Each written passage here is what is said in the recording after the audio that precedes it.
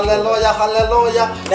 nawe utagiye kwirengagiza, nawe hari ibyo Uwiteka yagukoreye, Nanjye nabonaga byararangiye, yatuma umushima. haleluya, ukavuga ngo Uwiteka himbazwe.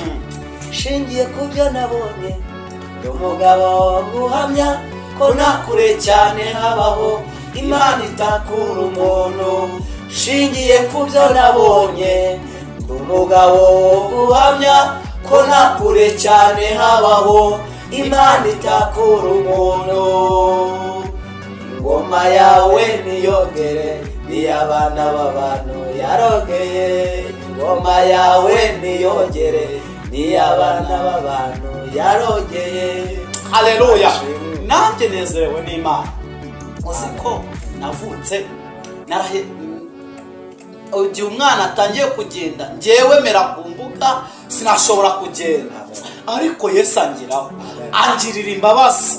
Imana yamagurukije ndi ikirema nadashoboye kugenda. Mushiki wanjye umurikira aravuka aragenda, njyewe nyikicaye hehe ku mbuga. Haleluya. Imana yamagurukije ikankura muri ubwo buzima bwo kugenda nk'ururinda.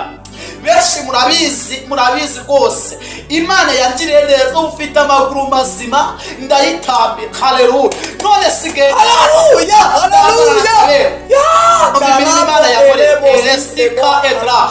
Yesu angeraho angirira imbabazi, akoresha umusinzi wari uri kwitambagirira aho ngaho, arangiza acagakora. Ko Yesu igihe acagakora, Imana ishimwe cyane. Haleluya.